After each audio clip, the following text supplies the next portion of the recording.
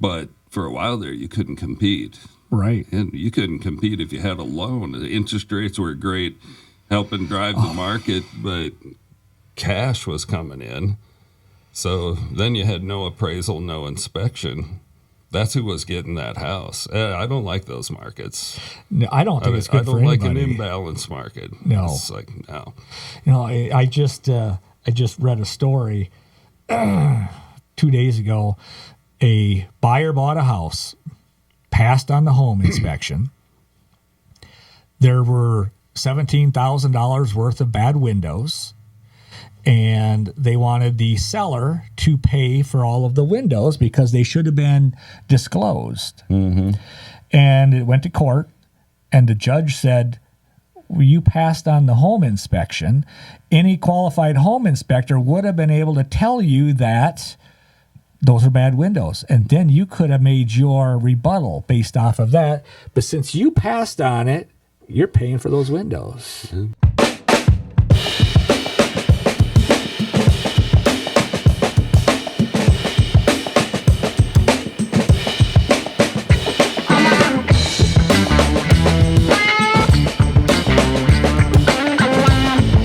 Brian Shabino. Jim, thank you for having me. Thanks for coming in. This should be very interesting. One of my first podcasts I'm part of. I think it should be national property inspections. Right. Which I've said 100 times, and I had to look at my notes. That's okay. But so I wanted to do a little preemptive thing here, because property inspections and real estate, and I'm going to throw financing in there and title work, not terribly interesting on their own. You know, that's what I always have said it 100 times, that, and no offense, because I'm lumping myself in there with real estate too, that it's why I don't have a real estate podcast, because there's 3 million of them, and they're all kind of boring unless you're in the market. But we have some cool stuff to talk about. That said, so I wanted to preemptively say that a couple things I want to talk about that we'll get to, but I want to talk about your business first. It's kind of what people can do in their properties that they own now, even if they aren't thinking of moving. Right. And so being ready for that day when they do move, or even if they're thinking about it, that's interesting for everybody and super useful, in my opinion. And then I'm hoping we get to talk about some of the funny stuff that you and I have experienced. You more than I have. We do run into that once in a while, oh, yes. Yeah. How many inspections have you done? Well, let's see. We started in 2016, 8 years, probably about 4,000.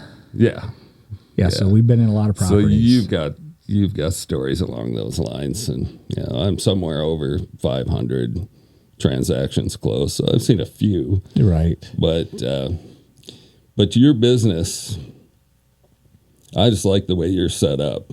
You're just super user friendly.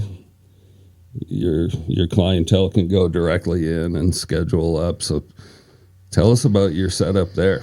Well, when I started this, I was looking for a new opportunity, and I wanted an opportunity that didn't involve a lot of employees.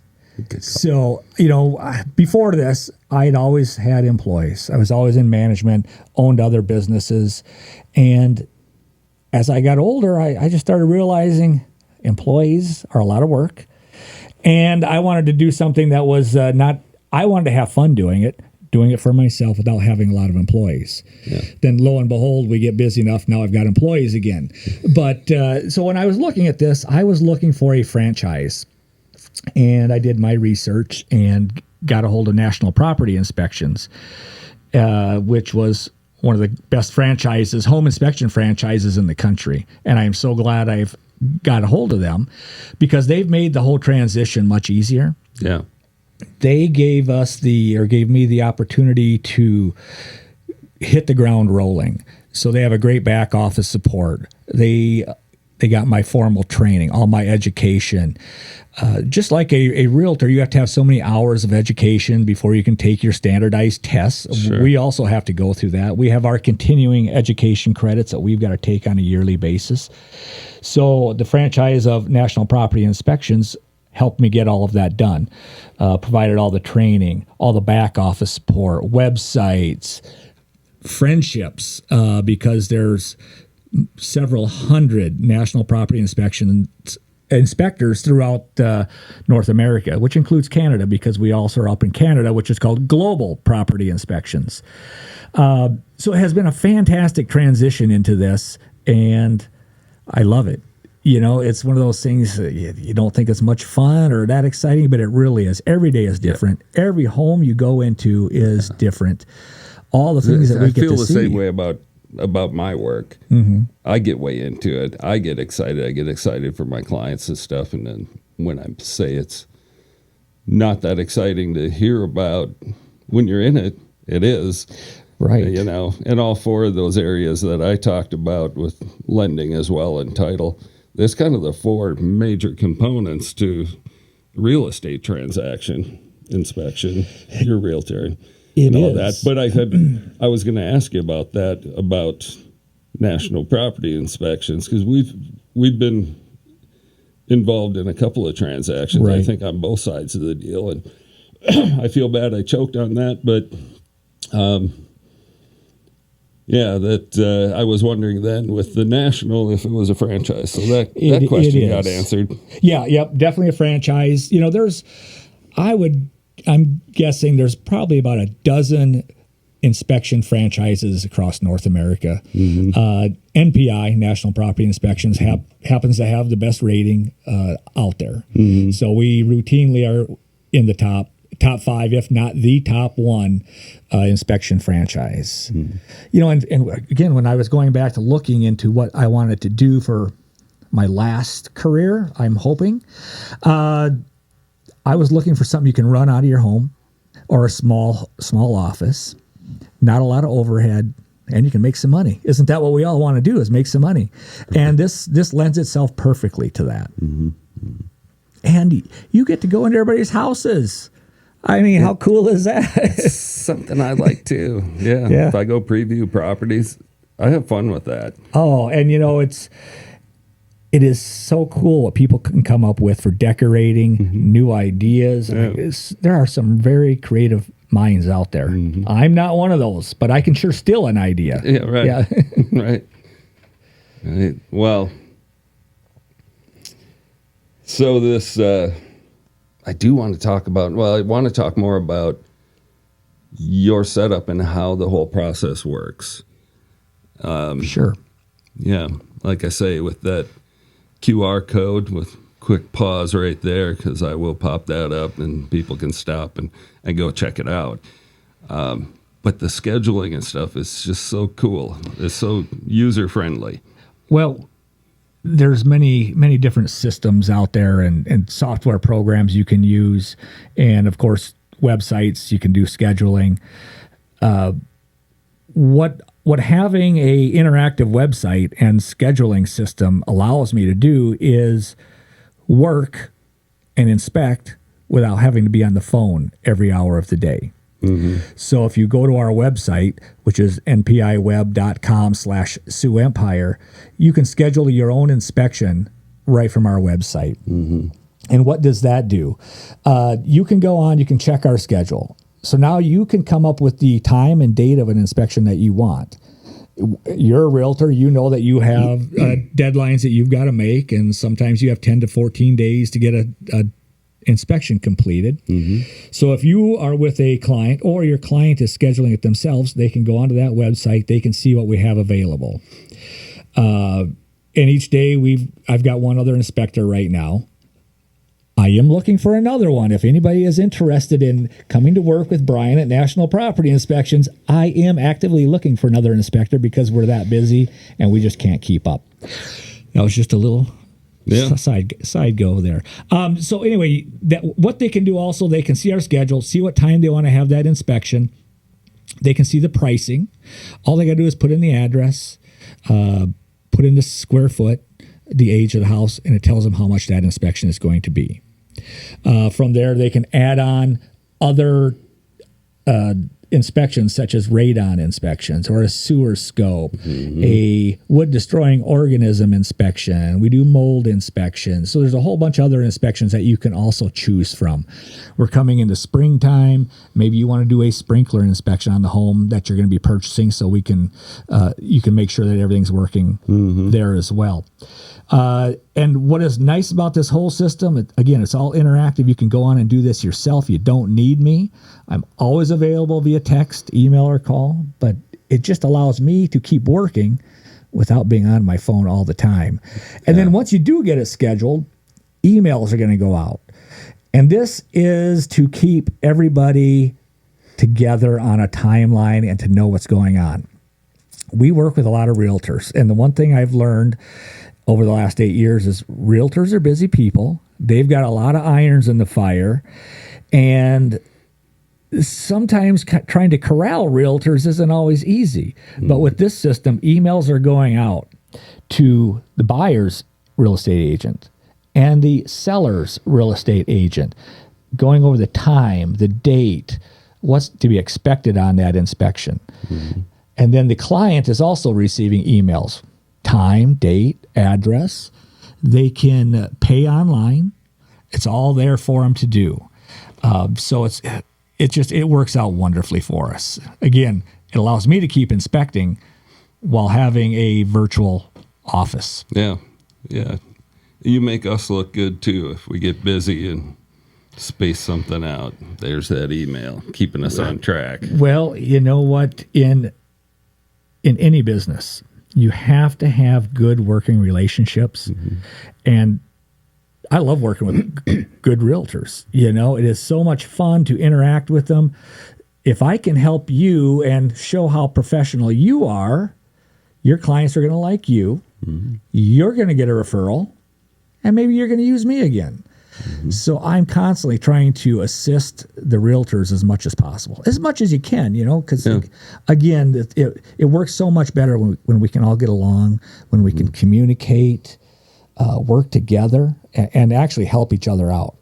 If more people would help each other out, we'd all go get bigger and better. Is my viewpoint. Yeah. And I don't know where you sit with this, but my opinion, don't just start thinking about that inspection when you're thinking about selling. If you've been in your house for 10 or 15 years, get a preemptive one, even if you're not thinking about moving, personally. Yes. Because they're so in-depth and so thorough. You know, and everybody walks through their house. I've dealt with this so many times, you know, thinking about selling, and now they want to paint and fix and stuff. I'm like, consult me first. Let's see, because that inevitably a seller is going to go fix what's been bugging them, but not what's going to help the place sell. Yes. You know, and you're going to spot stuff, you know, that they didn't know was going on with their house. So, and people that have been in their house, and I'm guilty of this as well, you put your blinders on. Yeah. You've been in the same house for 10 years, 15 years. You got the blinders on. Yes, you know you need paint, but, you know, it's okay. It's yours. And that's what happens. And then you go to sell. It's like, oh, boy, if I would have kept up on this periodically, I wouldn't have to work so hard to sell it.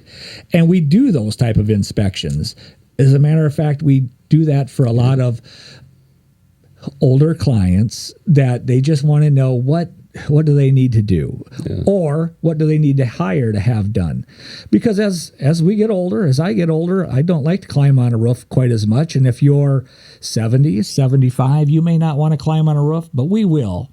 We'll tell you your gutters need to be cleaned out, or you need some work done on your roof. And we're happy to do that, because then that allows you to make the correct contacts, hire somebody out, and get it done. And that way, if you're going to be selling in the next few years, boy, at least you can get some of those things knocked off your checklist.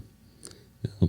It's some of that little stuff that is easy and cheap to do now, real expensive later.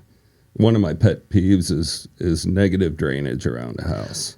Yes. So my background, construction, mostly remodel, and I've said just to tell people, negative drainage is where the soil in your yard is slanting towards your house, so the water goes towards your foundation. And I always said I made more senseless money because of that, which is just dirt. It's a shovel and a wheelbarrow to get that corrected, and so a lot of those little things. Yeah, and I'm just going to segue into that because I got a phone call from a client that I did an inspection in February. They're moving in, not fully moved in, and they had water in their basement. So he calls me, Brian, we got water in our basement. You did the inspection. How come? I said, well, let me go to the report so I can look it up because I can't remember. I've done about 60 inspections since then. And so I pulled up the report. And I said, well, just for starters, did you ever put extensions on the downspouts? And Jim, you know, a lot of young people in today's age just don't know a lot about home maintenance. Mm-hmm. We need to have classes on home maintenance. I had to explain to him what the extension was, but I had it in the report. Mm-hmm. So on two sides of his home, on the sides where the water was coming in, all this water that we had the last 2 days was pouring down by the foundation. Now it's a blocked foundation, and I also went into the report under the foundation, and I said, now, did you seal up any of the cracks in the foundation? Now, this was a 100-year-old home, okay, so, and which is typical. You're going to have to do some maintenance. But he hadn't done that. So, again, you're going to get water seepage from the cracks in the foundation. And then the last thing, which you just had mentioned, it had negative slope. So not only was the water coming down, it was staying right by the foundation. Yep. I said, if you just, number one, get the extensions on and get the water away today. Start that right now. I said, then take care of the rest when it dries up. Okay, he was going to do that. So he wasn't upset. He was upset he had water, but wasn't upset with me because I had pointed out everything, but nobody did anything about it. So sure. No matter how much we can write up in a report, if nobody does anything about it, it's not going to fix the problem. There you go. Yeah. Downspout extensions. You just got to get that water away from your house. Number one thing, and people don't realize it, but we had 2 inches of rain. Some areas had 3 inches of rain in the last day. That's a lot of water. Just think how much surface area you have on a roof, collects all that rain, and it's all going right down by your foundation. Mm-hmm. Yeah, for that matter, too. Everybody wants to do shrubs and flowers and stuff right up next to the house. Now new construction, you can't do that at all. It has to slope, has to have a barrier, typically. Right. Yeah, and get that water away. Well, and people should know, too, on that note, run negative drainage into the ground, so to speak, but they don't know that it probably was good when the house was built. It just wasn't tamped properly up to the foundation. The dirt eventually settles and just add more. Really, usually it's just a shovel and a wheelbarrow and some fill dirt. But, that is it. That's the kind of thing you get to tip them off on. So yeah, but even in new construction, we do a lot of new construction inspections. You can already tell the house is months old, hasn't even been sold yet, and it started to settle right next to the foundation. It's like, okay, guys, bring in some more dirt, would you? Yeah, that's all you got to do. Yeah. Many foundations I'd fill and tamp. Yeah, and I don't know if they're even doing that right now, if they're just filling it. I think that's all I ever see them do. Yeah, just based on how much settlement you see right along that foundation. 3 feet in from the foundation, it just all settles down. Yeah. One of many really typical problems that are cheap and easy to take care of. And yes, do it now.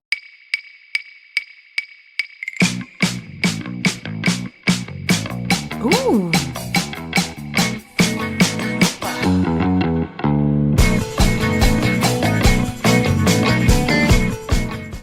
And then going back to the landscaping around your home, everybody that's out there that's going to plant a little shrub or a bush close to your house, remember that thing's going to grow.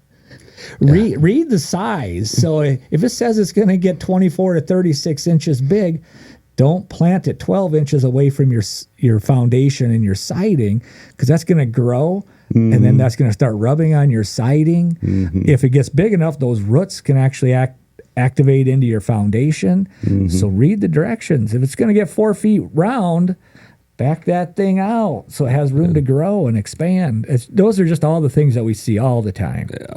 Well, even up into the 60s, it was so common. And probably even later, you would know better maybe. But, you get your new build house, it gets the one tree out front. Yeah. And so often that was right over the sewer line. Right. Yeah, right in the middle of the, Well, where are those roots going to go? Yeah, they actively seek out anything in that, and a lot of it was cast iron or the old clay. And those clay sections come in 3 feet, and you can just see the roots growing in every 3 feet. Yeah. And I've got a rental that I bought a couple of years ago, and I had to have sewer lines dug out because the tree roots were growing right in there. Oh, that's a headache. Yeah. So just some quick maintenance kind of things that everybody should be doing, not to take a chunk out of your business, but I know you're into being proactive. Yeah, I just think that's one of those things that almost needs to be taught now. Yeah. Because in high schools anymore, there's not much carpentry, auto mechanics, anything that's giving you user knowledge or user ability. And I don't know if young people are doing that enough or learning enough about day-to-day activities to have a good life. And so I whenever we're doing a walkthrough with an inspection, and it happens to be with young people, I'm trying to educate them, coach them. Yeah. You have to actually do something around your house. You have to take care of it. You have to paint. You have to mow the lawn, trim trees. A lot of people just don't fully understand that yet. And I don't want to just generically say that with young people. It's a lot of people. Yeah. Yeah. Well, and that all your exterior, like you're talking about, common one still is the old hardboard siding. Oof. Yeah. Oof. But that stuff will last forever if it's properly sealed up. Right. As soon as the paint's gone and it's exposed, it's shot. It's like graham crackers in your milk. It just turns to crap. I did an inspection this morning, and it had that hardboard siding. And, you miss a paint cycle somewhere, and the bottom runs, they just start to soak it up and expand, and that's what the siding was doing. Yeah, then you have to pull off those bottom ones, which is a trick to replace. Yeah. I was in the lumber industry for some time as well, and got asked all the time, what's the best wood to use outside? Well, there are a couple of species that deal better, but I always say if you keep it sealed up, anything will last forever. As soon as water gets at it, that's where you start going downhill. So what is the best woods to use on an exterior? White oak's good, cedar's good. Cedar I knew, but I didn't know about white oak. Yeah, white oak can be a good fence post, but again, you have to keep the water off it and dirt contact, as you know, right, with any of the woods.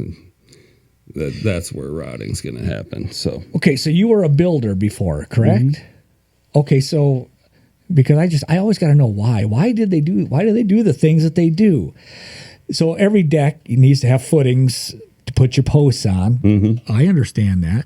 Why do we put the footings 12 inches under the dirt and then put the post in, and then all that moisture from that dirt just starts to rot the bottom of that post? It has to come up above grade. Now it's just bad training, but that was how I learned. It's always got to come up above grade, and then there too, it'll last forever. Yes, as long as that, and at top of some of those posts, if I put them into concrete, I got them up above grade, and then I beveled that concrete on the top so that water shed and got away from that post. Thank you. Damn. No, I just did an inspection Monday, and so the dirt was up about that high on the post, and I always carry a big screwdriver so I can see what's going on there. And about a good inch was just rotted out at the bottom of that post. So it's just going to keep settling and falling. And it happens. I mean, I run into that daily, if not weekly, all the time. And I'm like, come on, guys, bring that up. Yeah. So I put in a new wood fence and put in my own posts. But I did exactly that on my concrete post. I brought them up above and beveled it down so that way water's running down off of there. Totally encased. So when I do a post in concrete, I'll do, most of the builders, they'll dig that hole, stuff that post in, right into the dirt, pour their concrete. I'll take a little scrap concrete, put it down in the bottom, put some concrete down there, tap it on top, and then when you fill it, now it's completely encased. Oh, sure. I replaced miles of fencing that was stuffed into the dirt and then poured. Well, then that rot starts from the bottom and works its way up through that case of concrete. Right. Yeah.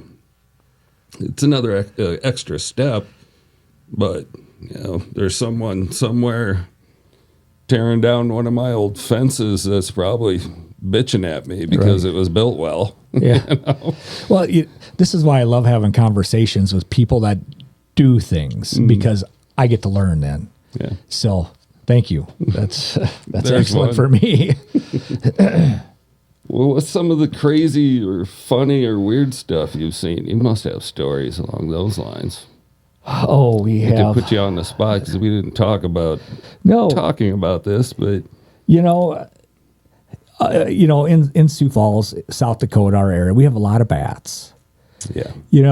Bats are a good thing. We need them. I mean, we just don't want them in our attics, which they like to go in the attics. It's warm in there in the wintertime, so why not go in there? But the amount of bat feces that we have seen, there are some simple ones. I call them flybys. Bat comes in there, poops, leaves. You might have a couple little turds in there. Not a big deal. I have been in attics where it has been feet deep. I mean, seriously, sometimes it is feet deep. And I can smell it before I even get in there. Yeah. And the worst one I had was in a multi-million-dollar home in a nice area of town in Sioux Falls. And they knew it. They knew they had them. They weren't surprised. They go, oh, yeah, we all do. They weren't surprised at all. I showed them the pictures, and they go, yeah, well, we'll just have it cleaned out. Neighbors had it just like that.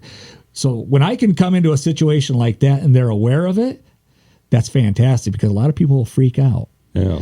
I've done other inspections where old 2-story farmhouses, and you get up to the top, and the first thing I look up, I'm like, how come the paint's all stained? It kind of has a little yellow, brownish look to it, and then you can start to smell it. I'm like, oh boy, I don't want to look in that attic.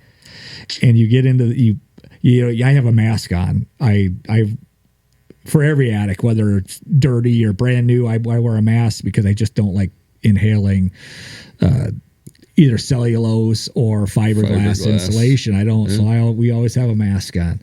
And I lifted up one of these access hatches, and I looked up, and I put it right back down.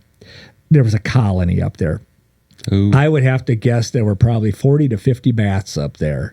And I just reached my camera up there, took a picture, and I looked, and the whole attic floor was just full of feces, and it was terrible. And I said, I think we'll just not get up there. Yeah, I've never seen it like that before. Yeah. I bought an old 1900 farmhouse, great big attic in it. And it had the piles, but it wasn't more than an inch. Oh. And I thought it was bad, but... there's feet. There's feet, yeah. Oh, my God. And I work and communicate with a lot of the bat remediation guys. Yeah. Because they'll be called out and I'll talk to them. And that's how I learn about all this stuff. But and they even have more horror stories than I do. Bet. It's really unreal. All it takes is just a little quarter-size hole and a bat can get in. Yeah, it's amazing what they can get in. Yeah, and the fix there again, same thing. The fix is pretty simple. The concept of it, you know, a one-way door, basically, so they can leave and not get back in. Right. Yeah, they put in these little bat cones with a little flap at the bottom, so they can crawl out, but they can't get back in. And they're supposed to leave them up, and I don't know the exact dates, but 30 to 45 days they're supposed to leave that cone installed, so that way the bats can get out. That way you don't kill them. And then you can take that out, and then you seal up that hole again.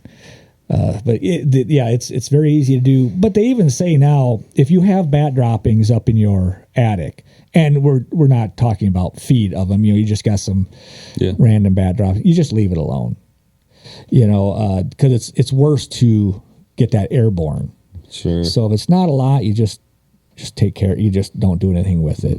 And in my reports, when I spot bat droppings, I always put in the comments, refer to CDC standards for bat removal and cleanup. I'm not a bat removal cleanup professional, so I always say the CDC, they have standards and rules and regulations. Call them, read about it. That's what you should do. Sure. But most of the time, if it's not a bad situation, you just leave it, or you add a little bit more insulation over top of it. Bag it up and throw it in your garden. That's what I did. Well, my tomatoes loved it. Really? Yeah. It was probably rich in nutrients. Yeah, bat guano. Yeah, it's really good. Yeah, the thing is, you just don't want to inhale the airborne particles. Yeah. So, I don't care what anybody else does. Funny. When you were here doing a presentation 2 weeks ago or something, whatever that was, you were in, but right at the end, somebody brought up ghosts, and I've got a story. Oh, let's hear that. Back in Denver. So, had my inspector, Barry, had this Lao family that I was working with, and they're one of those families that's just kind of stand out, in my career. Right. They were great. Loved them. And if you ever run into Lao people, say yes to coming over for dinner, because, oh my God, the food. But, okay. Yeah, it came inspection time, and the husband couldn't go. And she was really shy. I think she was self-conscious about her English, and shouldn't have been because she spoke well, but she was shy, cute as a button. But she came along with me, so I went and picked her up.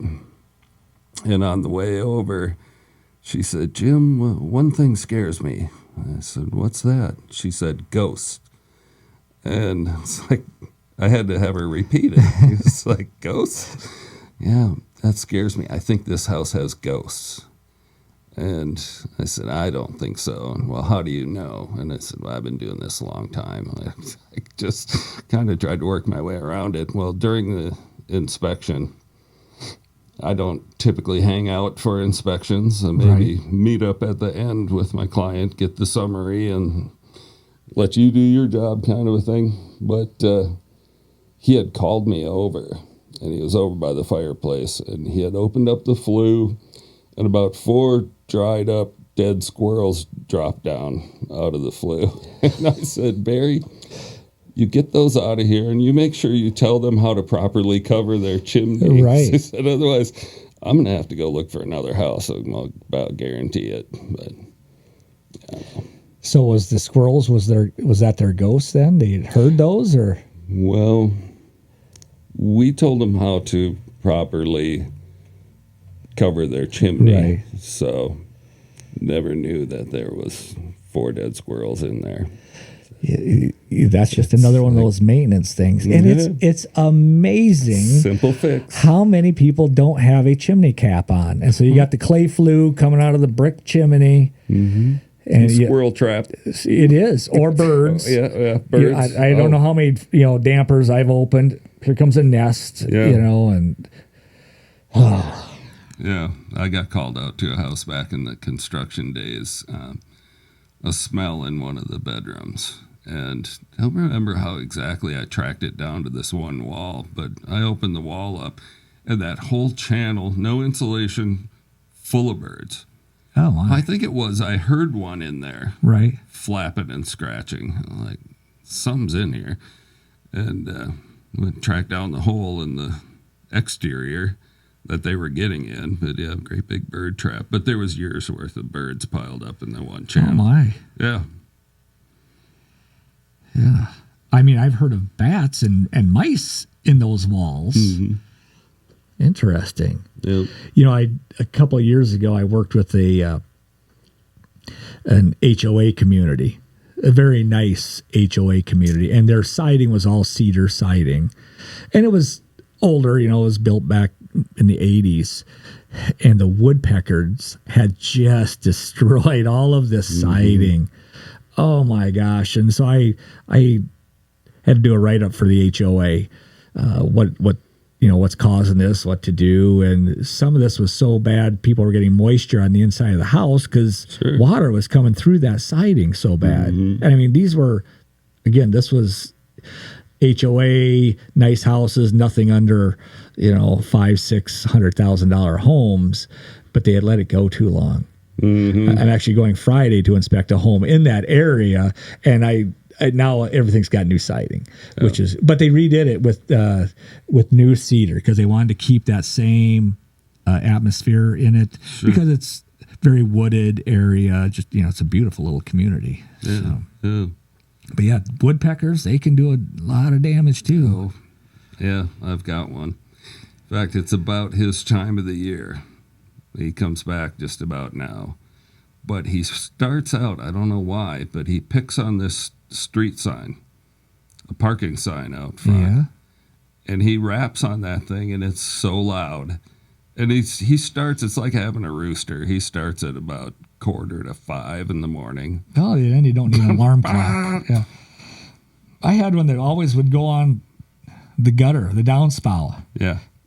Cling on to the wood and just rat-a-tat-tat-tat-tat. I'm like, okay, you're not going to get an insect out of that. Can you go change locations? Why no, the street sign. Yeah. What are you doing? He picks at the sign. He also found some soft spots on my garage. Oh, yeah, they can do that. Yeah. Yeah. So, yeah, I don't know if we have woodpecker removal services here, but... Well, I don't, and I think those are ones that you're not supposed to. They're protected. They're protected, yeah. Yeah. Yeah. You know, and that's going back to the bats. Bats are protected, but that doesn't mean if one gets in your house, you can't, you know, do something to get it out of there. Yeah. And, you know, so I sent you a couple pictures. There's one of them is a inspection that I did. The bat's just sitting on a curtain valance, you know, just hanging there. I'm like, oh, okay, nice to see you too. And then there's another one on the damper of a fireplace where he's hanging there. All you can see is his skeleton. Yeah. And he's hanging there. So those are some of the pictures. I always got to try and save those because they're just humorous, you know. They are. Well, that's what I'm saying. There's some funny stuff that happens. Yeah, I've got that picture too.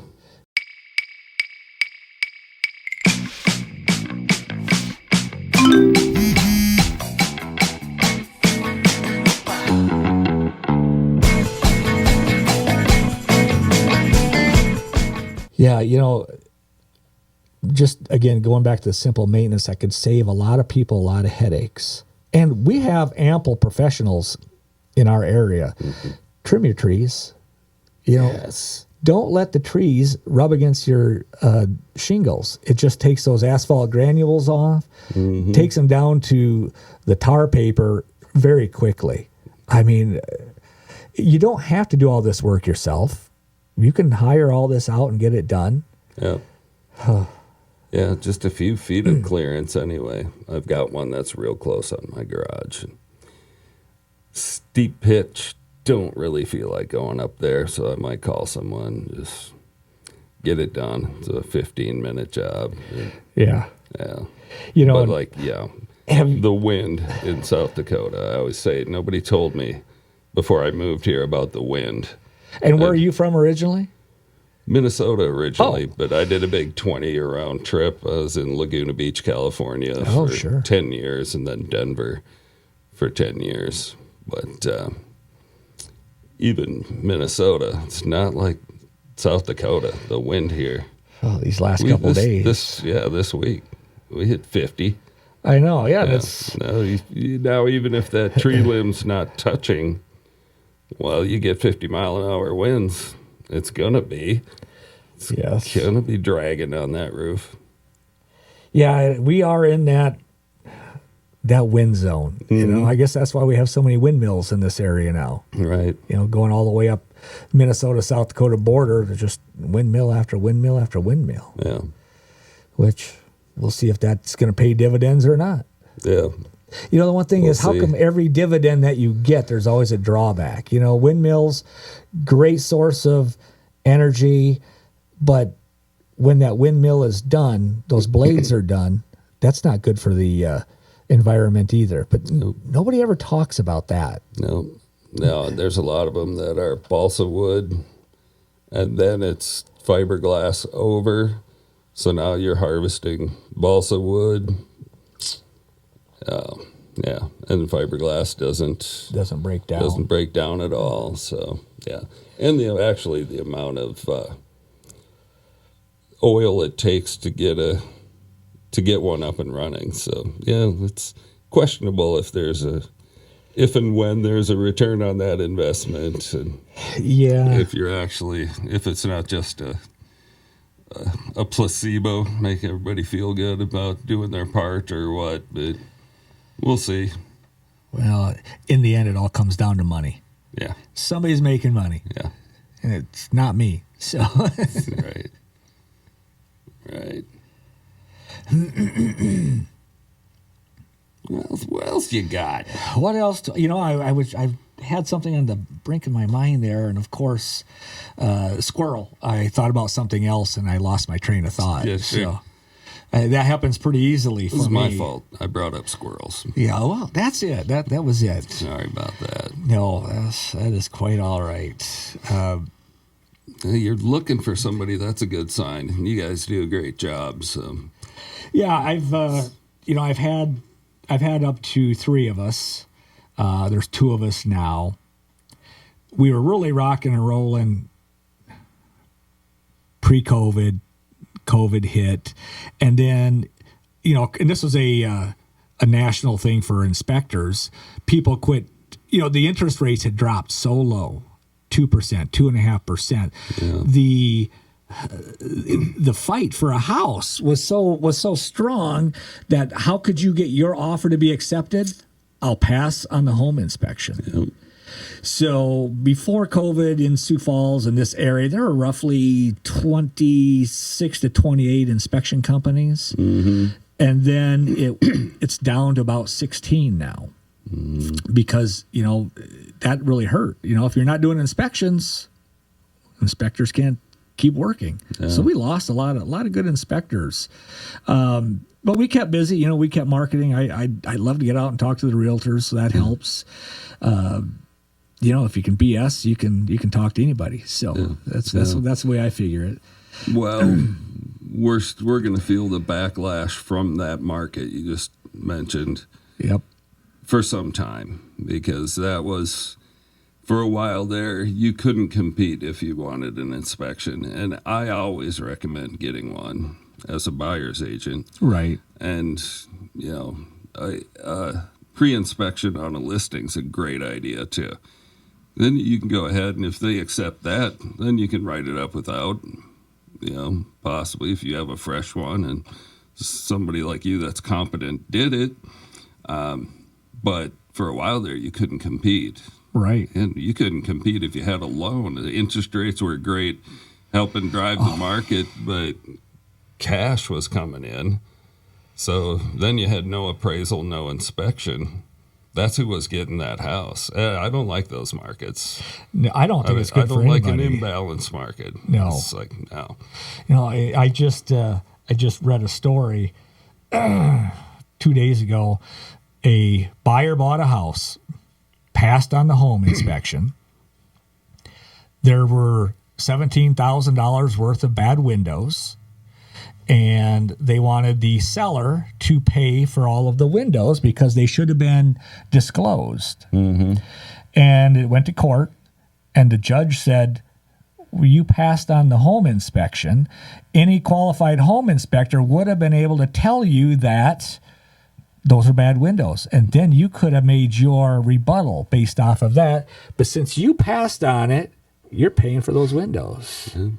And I've heard so many stories like that. I mean, in the last few years. We're going to continue.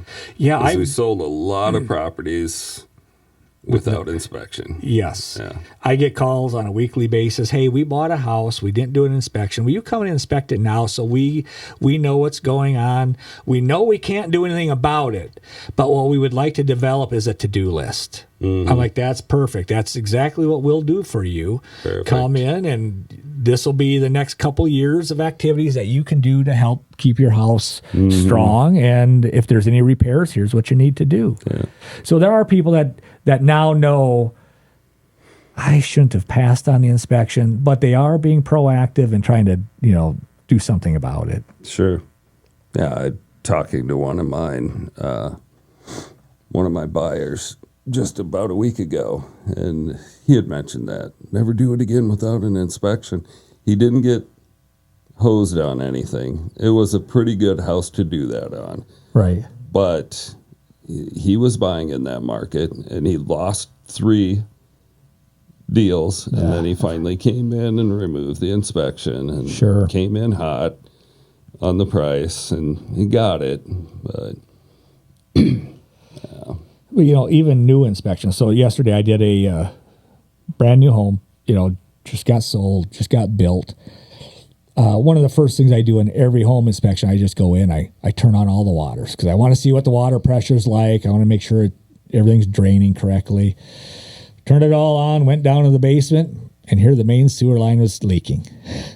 It's brand new, brand spanking new house, and it's leaking. So, of course, run up, turn off all the waters. But if you didn't get that new home inspected, you wouldn't know that until you're in. Right. And now you're going to have water damage. Yeah. It's something simple that, for a couple $100, you could save thousands. Mm-hmm. I just encourage people to use an agent even on a new build. Oh. And they end up not liking me because I come from that world. I know what I'm talking about. I've inspected a lot of work. Right. It's mentored a lot of people, a lot of apprentices and stuff, and so got good at inspecting work, and it was high-end work for the most part, so a good eye. But I remember one I did new build, and those guys didn't like me showing up because I'd walk through just like I was inspecting one of my jobs, right? And I've got my roll of painter's tape, so I'm making notes, putting tape up. I remember walking up the driveway one day, and one of the workers said, "Did you bring your tape with you?" He was just not happy. One of the things on that house was big egress window well, water spigot right in the center of it, and coming through a stone veneer exterior. And the guy tried telling me that, well, there's nothing we can do about it now. I said, yeah, the basement's wide open. You just move it down about 3 channels. Yeah. Go through your grout joint. He just hated it that I knew what the fix was. Right. Regrout your hole over here. And you can't have a spigot right over a window well. That's ridiculous. That makes no sense. Yeah. I shouldn't bring this story up, but so we had another brand new home inspection scheduled yesterday. Mm-hmm. And I get a call about 3 hours before the inspection was supposed to start from the buyer's agent. He goes, "Hey, Brian, we got to cancel that inspection." I'm like, "Okay, yeah, well, what's going on?" Well, the builder says they're going to back out if it's inspected. I'm like, and he told me the name. And I go, "Oh, okay." That's a bad sign. I've done one of theirs before, and he was there with me the entire time. I know who you're talking about. I understand, but he did not want us in there inspecting it. Mm. Now, I will tell you that that builder is very good. Mm-hmm. He is a very experienced, i.e., he's old, but Sure. he did not want anybody in there telling anybody what was wrong with that house. Sure. Again, I know he's a good builder, but I just don't like when people say, I don't want you to do that. But he was actually going to break the deal. If they wanted to go through with the inspection, he was going to say, nope, I'm not selling it. That's just a giant red flag. I would normally say so too. It's just I know his quality and it is good. Yeah. But it's just pride thing or something. I think so. Yeah. It's brand new. City's already been there to inspect it. Yeah. And the city does go in and inspect. You've got your electrical inspector, you've got your structural, your mechanical, all these inspectors. Get your certificate of occupancy. You get that signed off. Yeah, so I've got 2 occasions in 2023, brand new homes. We get in there to do the home inspection. Now, mind you, closing day is the next day. So we're just in there right before closing because they just want to make sure everything is done right. Mm-hmm. And twice in 2023, no insulation in the attic. Now, in our area, on the electrical panel, they have the little R value for your walls and the amount of insulation in your ceiling. And in both of those instances, they were all filled out that there was insulation in that attic. There was none. None. Twice. Yeah. Now, if we wouldn't have done that inspection, do you know how much money those clients would have lost on utility bills? Heating and cooling would have went out the roof. Yeah.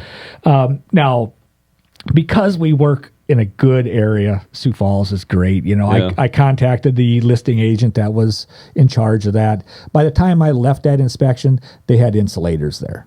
Yeah. So both times they had it fixed. But if we wouldn't have done that, who knows if that would have been fixed. Yeah, stuff happens. There's a lot of working parts and a lot of trades coming and going, and stuff happens. Yes. I caught one once looking at wiring, and it was framed up and wired, so no drywall yet. And I looking in the corner, 3 Romex wires. Where they cut the corner, it was inside the room. And I brought the soup out there and I said, look at that. What's wrong with that? Like, okay, in your mind, just put drywall on that. Oh my God. No way. Oh, yeah. Well, another thing I've ran into lately is the sewer lines. The clean out has been turned inside the wall cavity. So if you were to finish off that wall, you have no access to your clean out. They didn't turn it. Oh, sure. They didn't turn it perpendicular. Yeah. They ran it parallel with the wall. Mm-hmm. So you got your 16-inch frame right there, and it's in there. I'm like, well, how can you do that? Yeah. And usually there's more than one clean out, and all of them have been like that. I'm like, okay, well, that doesn't make sense. So. Yeah. But again, pretty basic. I'm sure everything can be fixed as long as you know about it ahead of time. Yeah. Before you cover it up. Yeah. Yes. Yeah. That's awesome. So I knew we'd have stories. Oh, yeah. We've got plenty of stories. I can't always remember when I need them. Yeah. That might be the old age kicking in or something. It's like, I know I have another story or two. And, of course, by the time I walk out the door, I'm going to be like, oh, I should have brought that one up. That was a good one. Get back in here and we'll fire up the cameras. Yeah, right. Yeah, it's just a busy season. We've had such excellent weather this spring. Oh, my gosh. Being able to be out in February and March and not get on the roof and not freeze. Oh, it's been so nice. And whenever that's the case, our business just takes off. Yeah. We're in South Dakota. If we have a day that's 40 degrees, it's like, oh my God, let's get out. We can go do stuff, and that's. Got the motorcycle out in February. Did you really? Yeah. Well, that's how nice it was. I mean. It wasn't good for my ice fishing, but. No. Yeah, you're going to have to take me ice fishing, because if you do, I'll bring along my sewer scope, and we'll drop that down in the water so we can see the fish. Yeah. Sure. I keep thinking about that. I got to get out there, but come on, I'll get you hooked, so to speak. I love the throwing fish. A spear, not a hook, but really, yeah, like my dark house spearing. So are you taking a chainsaw and cutting a big block out, or how are you doing I'm that? using a handsaw. which is like a big 4.5-foot jackknife. Yeah. Open it up, handle on one side, saw blade on the other, about 2.5-inch teeth on it. Really? So the big aggressive saw. But I tend to nowadays take my auger, mark my corners, and drill that spear hole out. Mm-hmm. So let the auger do most of the work, and then saw it, break it, grab it with big tongs, and pull those pieces out. Sometimes the ice is thick. I'm pulling 100+ pound blocks of ice out. But yeah, it's called dark house spearing.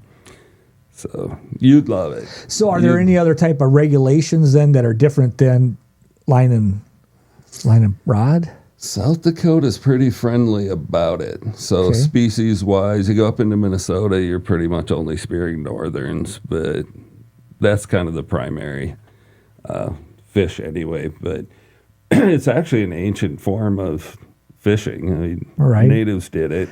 Build a hut, chop a hole in the ice, decoy fish in, and I imagine like the earliest people were doing it, they were probably just using a shell or something that would flash and get those fish to come in or whatever. It's good.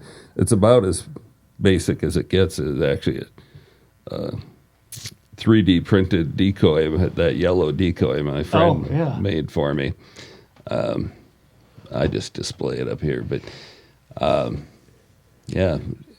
get in that shelter, close the doors and windows, make it as dark as you can. And I always say everybody can relate to this. Being outside on a sunny day and trying to look in a window and you do this. Right. It's exactly what you're doing, but this is your house. And then you can see in the water and then decoy fish in and spear. So how deep a water are you trying to do that in? Roughly, I'm usually looking for 7 or 8 feet. But it depends on the situation. Sometimes you go up shallower. I've gone as deep as 19 feet. I just liked that for this area, and then it comes into the decoying, and you bring them up. Bring them up a little bit. Yeah, bring them up to that decoy. And are you using your arm, or do you have a harpoon gun? Or both are legal in South Dakota. I'm using just a typical like trident type steel shaft spear, about 6 feet long. And Neptune. Guide it with this hand, and then push. Don't throw. Just push. Do you have a rope or a cord on it in case you let her go totally? And everything in a spear house gets tied off. Everything's got a rope or something on it. I think you'd want one on yourself too, because I mean you got to have a pretty big hole, don't you? I'm doing like 3x4. You don't want to be falling in that thing. Yeah. Well, you get out all right, but there's your cold plunge. It's gonna wreck your day. Yeah. Well, cold plunging, that's a thing now. It is not the time you want to be doing it. No, I'd rather do that on an 80-degree day when you're, I think I just want to cool off real quick. Not when it's 20 below. Yeah.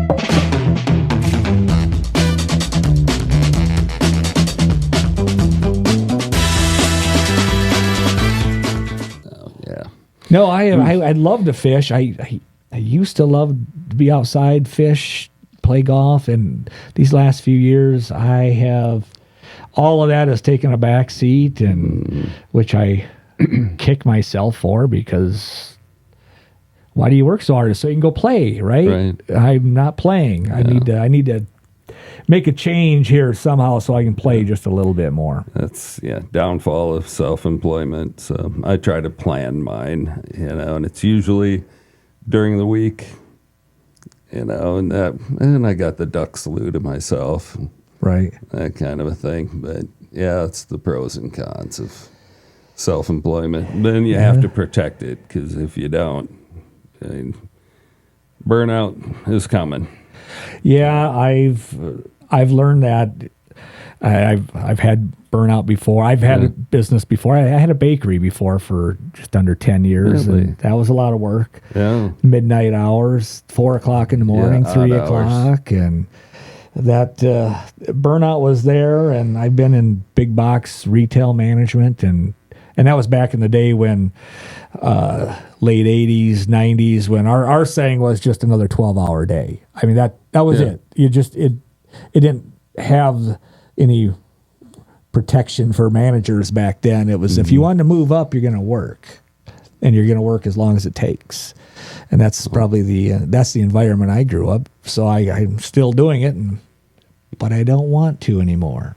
Yeah. Or not quite as much anyway. It's an old saying I have about real estate. To be successful, you just have to work a half day. Well, it's up to you, the first 12 hours or the second 12 hours. But that's a good saying, yeah. Mm-hmm. And I think that probably qualifies for a lot of small business owners. Yeah, you're working, and even when you're not technically working, you still got a mind that's pretty active. Mm-hmm. That's my better half. She knows that my mind doesn't shut off because she'll look over at 3:00 in the morning, and I'm thinking about something or on my phone reading, and you gotta learn to shut that off. I'm like, yeah, I know. Sometimes it's easier said than done, though. Yeah, I do it for my clients, because I'm no good if I'm burned out. So I got to go shoot an elk or something. Yeah. And I commend you for taking that time out and doing that. We travel. We try and have a couple of good trips every year, so that's our decompression. There you go. But still, when you're gone for 7, 10, 14 days, that's nice, and then you get back. And different for us though between our two businesses, because you got to get on that roof.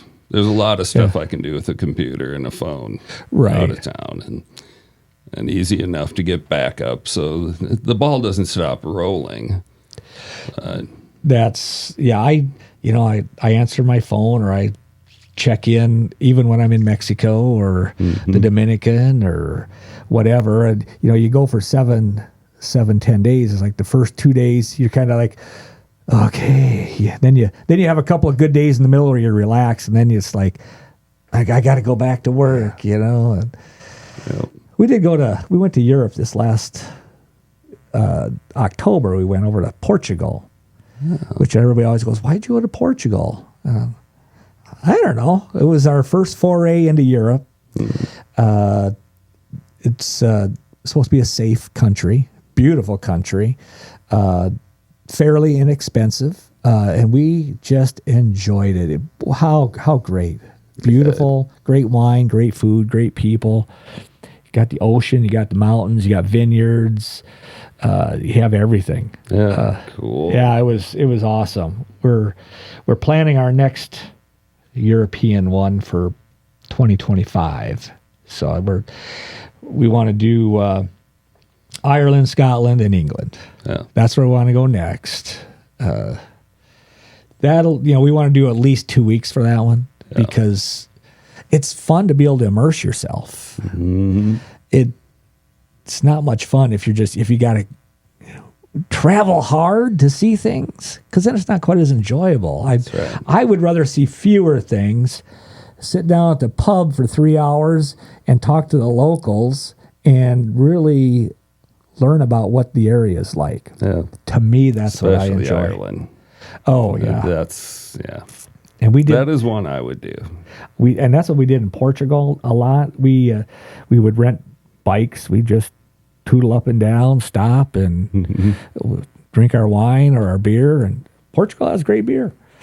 Great wine, too. Sure. But that was what we found the most rewarding thing, is just sitting in there. Communication, of course. I don't speak Portuguese. They mostly speak English because, well, they're a lot smarter than we are. Sure. But, you dealt with it. I get up every morning when I'm on vacation. So like in Portugal, too, I leave everybody that we were with, and I go down to the local bakeries and the coffee shops and hang out for hour and a half by myself before everybody's up out of bed. And, again, that's when I try and carry on a conversation, learn a bit about people, and that's my relaxation. Yeah, get into the culture a little bit. Yeah. Mexico and Costa Rica for me. I'm kind of due for a Costa Rica trip. Well, that's another one we want to do. I haven't been able to do that yet. When you go there, do you do on the beach or in the mountains, the rainforest? Where do you go in Costa Rica? It was totally unscripted for me. I had a hotel room for the first night, and then 2 weeks of just go. Nothing planned. No, no resorts, no hotels booked. Just go and see where you land. And that was a cool way to see that place. And when you do that, are you going by yourself or do you go with a No, friend's I had someone with wife, me on that one. Yeah. But yeah. And I could do that. I just don't think my other half could do it quite like that. Yeah, it's an adventurous way to do it. Yeah. Yeah, but you find the coolest stuff. A little mom and pop little resort with like 4 cabins on it and Right. on the beach. And never would have found that in any book or Right. tourist information and stuff. So yeah, just land there.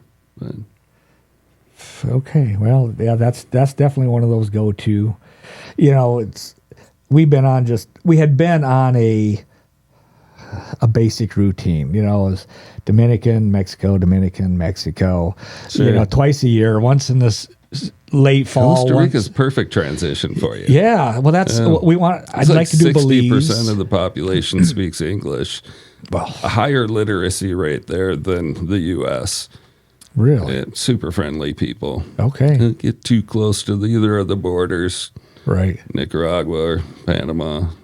But, you could drive across the country in a day. Right. It's about the size of North and South Dakota. Combined? Yeah. Yeah, that is And one of the those I food. like to do. I Good still food. say the best steak I've ever had at a restaurant was Really? a truck stop in Costa Rica. No kidding. Fabulous. Yeah. Hmm. So I knew we were going to get off topic. I know. Have fun. That's good though. I just thinking of the beef. I'm getting a side of beef, and it's up in Del Rapids, but it's Wagyu and Angus. Nice. So you could either buy just 100% Angus, 50% Wagyu, 50% Angus, or 75% Wagyu, 25% Angus. I had to try the 50-50 first because it's a little spendier than just a regular side of beef. But what I've heard about it is it's supposed to be a little bit better meat, and Yeah. so we're gonna try that. Yeah. Locally raised, it'll be good. Yeah, I was surprised at the beef in Costa Rica. I thought, well, you don't think of that as beef country. no, not But really. then you start thinking, well, grass fed. And down there it's so lush. Right. You could raise a head on a 1/4 acre. By the time it ate its way over here, it'd be 2 feet tall Grow over back. here. So Right. really well fed, grass fed beef. Yeah, Yeah. that is excellent. Yeah, sorry to get off the topic of home inspections and real estate, Oh, but whatever.